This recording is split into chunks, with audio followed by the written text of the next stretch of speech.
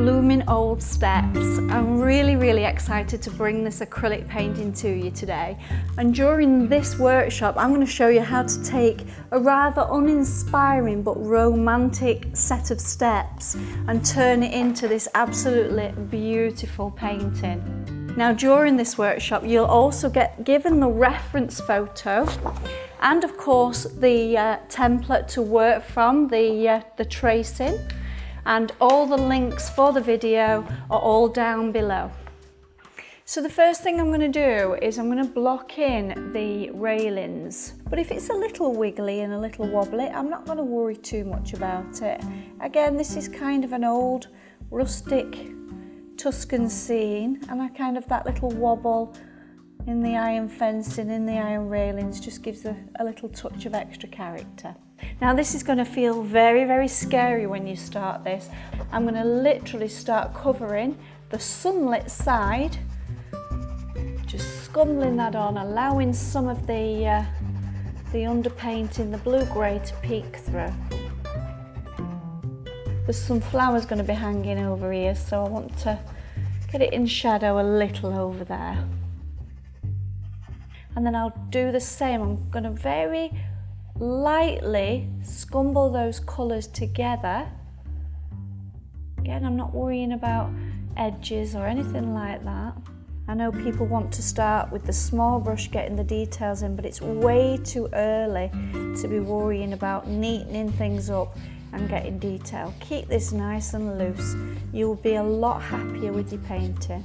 The next layer that we do, we're going to start adding just a little bit of the yellow.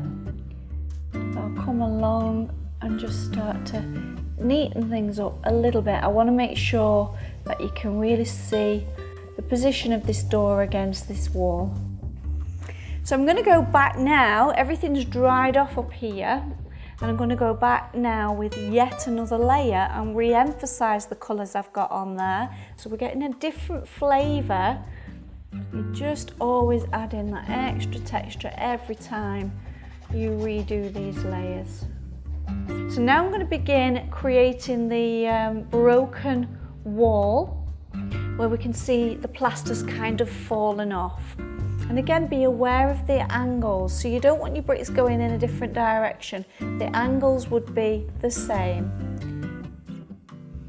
And I'm going to keep changing every time I go down. Sometimes it's be a little bit more of the orange tone, and other times the sort of purpler colours. These are just all the lovely fun details, but again we don't want them screaming because the main star of this painting is going to be the flowers. You may have a lovely pot at home that you might want to add in here. Give it a real personal touch. Again, as with the underpainting, you can do this in as many layers as you want. So we're really now ready to start adding the foliage. So this is just the dark underpainting. Be loose with this, the looser the better. You'll see my hand twisting and turning. All I'm really interested in is that nice random edge. This is where you can really start to have some fun. Again, I want to topple things over, which really does disguise any off shapes in my pots. And I'll use this now a little bit lighter and start creating some clusters. Again, not looking to cover that dark, just to add some mid-tone foliage. Just give real depth to this painting. Okay, we can start on the real fun things now and get these flowers on. So you really do want a light touch, plenty of paint, but a very light touch.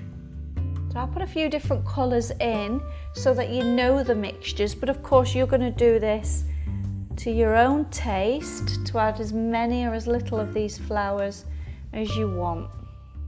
Now I'm sure you're all absolutely ready to get that little brush out and begin on some of the details. Let's start neatening up the door, doing the details on the door and finishing off the railings.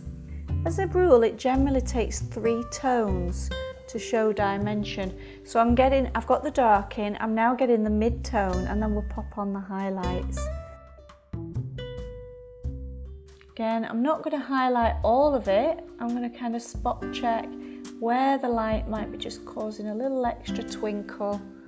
And we'll get a few little darker stones, a few little smaller ones, a few bigger ones, as many as you like. This is a great little technique. Up on a little highlight on these stones. And I think that is a finished painting.